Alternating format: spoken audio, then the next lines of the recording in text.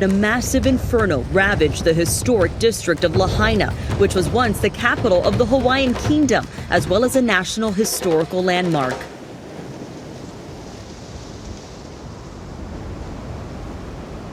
Lahaina la e ai, kamalu'ulua o lele la e ai.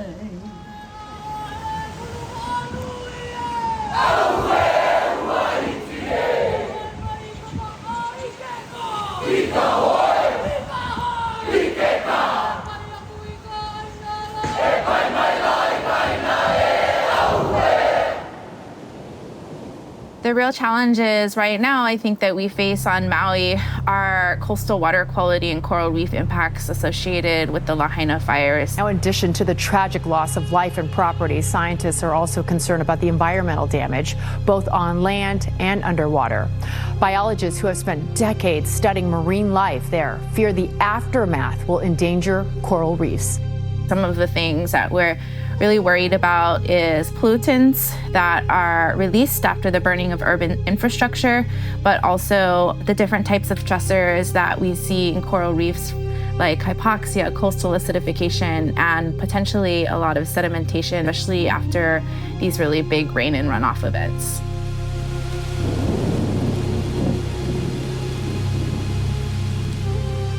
My name is Andrea Kealoha. I'm from Paia, Maui, and I am an assistant professor in the Department of Oceanography at UH Manoa.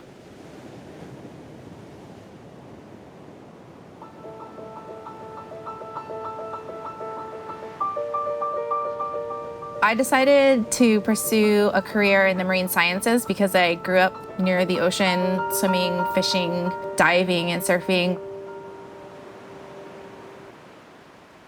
My family is a very ocean-centered family. I come from a family of fishermen, and I started diving and fishing with my dad at a pretty young age, and I actually specifically remember the moment that I decided to pursue marine sciences. We were sitting on the beach, and we would always stare at the ocean.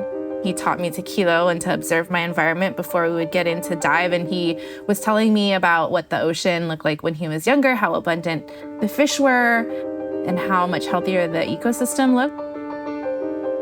It made me really sad because I knew that my culture and my family depends on healthy oceans. That's the moment I realized that I needed to go into environmental science, specifically around marine resource management.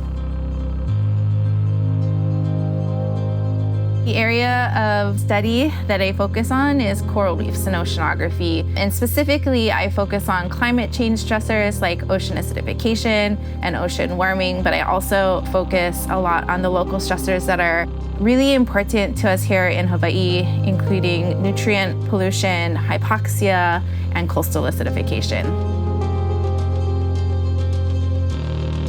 Epic Swim Maui has contributed to the work that we're doing in Lahaina in a number of different ways. The first is by connecting us to Hereon Institute and Sea and Sun Tech, who loaned us 12 sensors that we use to deploy across all of our West Maui sites. So we were able to really comprehensively get an understanding of water quality across Lahaina.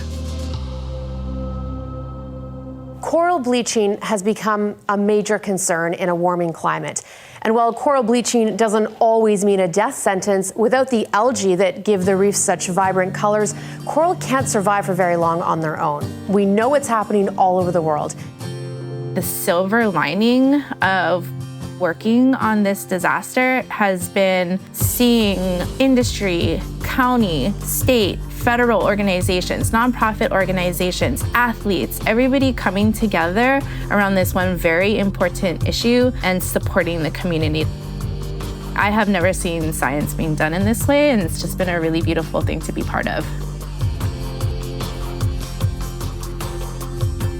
I'm excited to be part of Epic Swim Maui and just really excited about the relationships that are coming out of such a beautiful collaboration.